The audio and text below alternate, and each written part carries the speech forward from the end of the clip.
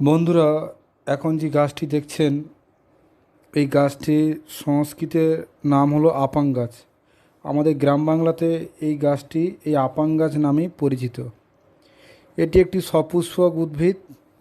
এই গাছ ঝোপ জাতীয় গাছ। পরিত্যক্ত জায়গায় এমনিতে এই গাছ জন্মায়। এই গাছের ডালের আগায় লম্বা বাঁকানো কাঁটাযুক্ত ফুল ফোটে। দেখছেন প্রত্যেকটা ডালের আগাতে ফুল ফুটে আছে। ফুলগুলো কাঁটাযুক্ত। এই ফুলগুলো পরবর্তীকালে পেকে দানাগুলো পড়ে আবার নতুন করে গাছ জন্মায়। এই গাছ সাধারণত দু ধরনের হয়, লাল এবং সাদা। আমি যে গাছটা দেখাচ্ছি এটা সাদা গাছ। আর লাল গাছটি হলো যে কাণ্ডগুলো লালচে হবে এবং ফুলগুলো লাল। এই গাছ তান্ত্রিকরাও বিভিন্ন তন্ত্রসাধনায় ব্যবহার করে। এর মূল, ফুল, পাতা এবং এর ঔষধি গুণ আছে।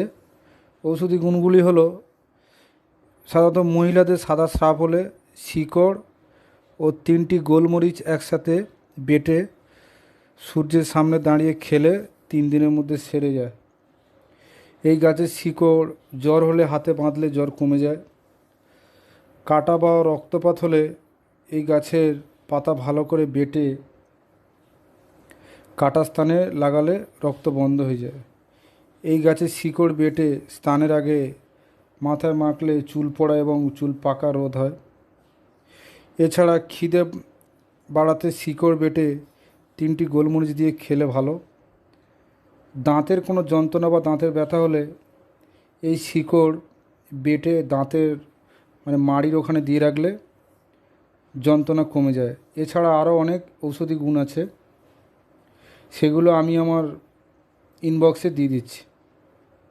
এর ফুলগুলো দেখছেন কেমন কাঁটাযুক্ত, লম্বা, আর মাথাটা একটু অন্যরকম দেখতে। এগুলো পেকে গেলে সব ঝরে যায়।